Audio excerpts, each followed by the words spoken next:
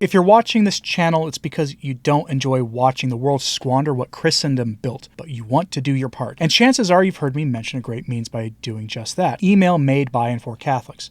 Check out fidei.email. That's FIDEI.email.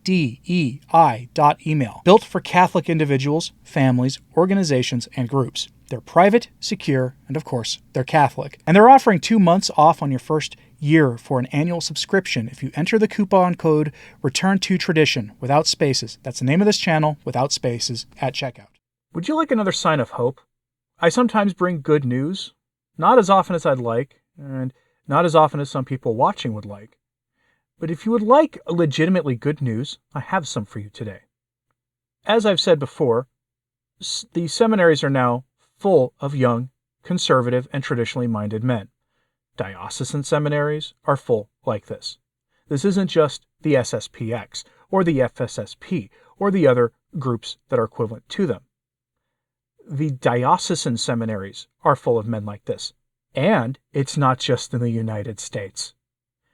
I have for you a story that flew under the radar until it was resurrected. It was originally published in early August, but it suddenly is making the rounds now because it was published on a news website that hardly anybody actually reads, but it's a legitimate news source. And so we have for you this good news story today. So we turn initially to Gloria TV with the headline, "The rector of the Barcelona seminary," this is in Spain, "too many conservative seminarians." Oh no, too many of the seminarians are conservative. Oh no, whatever will they do? You know why they don't like this? Because increasingly, we've seen this under Francis, but increasingly having left-wing political views is apparently now being conflated with being a good Catholic. That's really weird. The faith does not fit neatly under a left or right secular viewpoint. It simply does not. But increasingly, the secular left is becoming hostile to the faith and has been for decades, if not since the inception of the concepts of left and right during the French Revolution. Previously, when I've reported these kinds of stories to you, it's usually Americans complaining about this. In fact, I will have a reminder for you about this from something I've reported on in the past. But they usually are Americans complaining about this. And then it's usually dismissed as a sign of the American church being the American church. This isn't only the American church.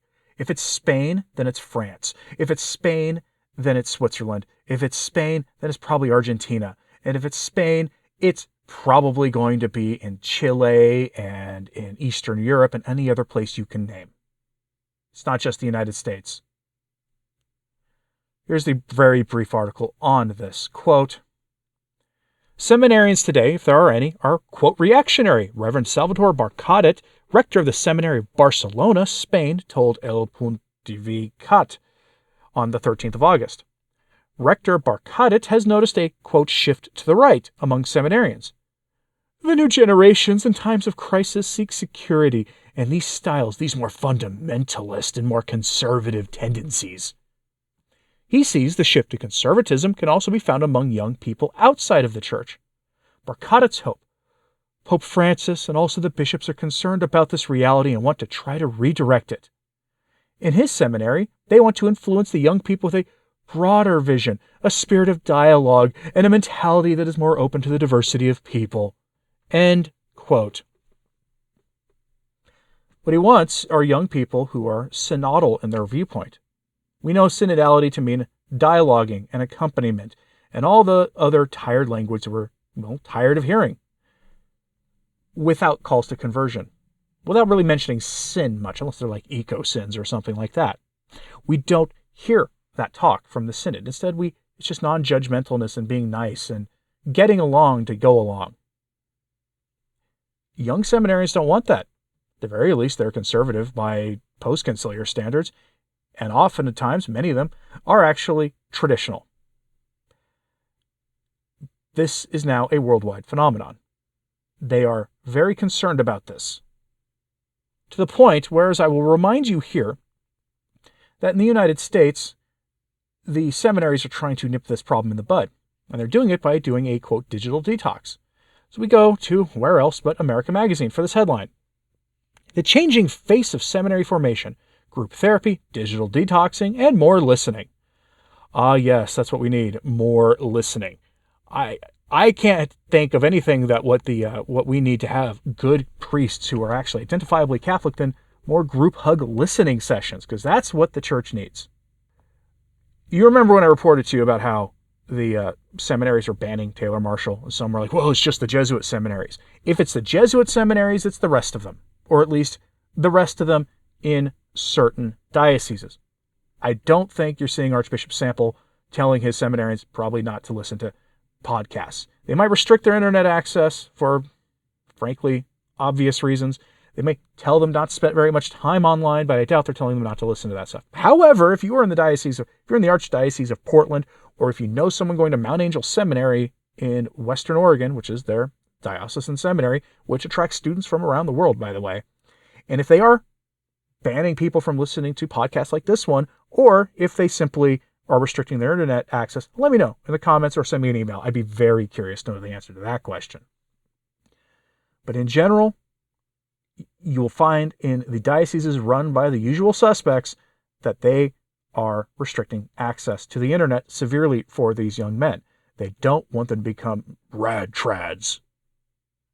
People who at least are willing to entertain the idea that Pope Francis may not be valid, who are willing to entertain the idea that there's a crisis in the church, and who are willing to teach their faithful, when they become shepherds, the truth about the state of the church, and give calls to holiness and repentance as the principal solution to this problem.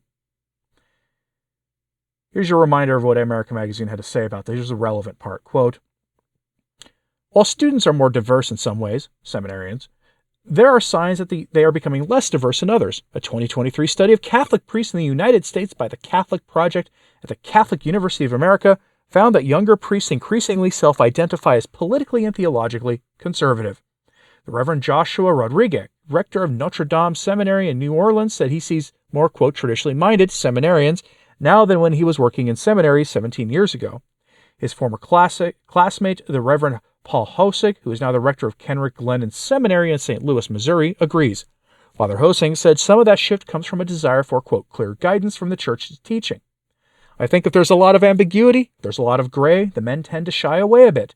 So part of the work of our formation is to help the men learn how to live with ambiguity and gray in a way that is healthy. End quote.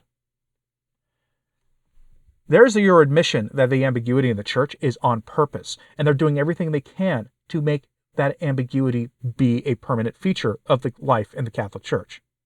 That's not the way it should be. That's not the way that it can be, and that's not the way it will be. Young seminarians are following the advice given by many high-profile commentators to get through seminary, smile and nod, and in your own time, supplement your studies with old books. Learn the actual faith, do what you have to do to get ordained, and then you can actually start doing the work of being a priest and being a good priest.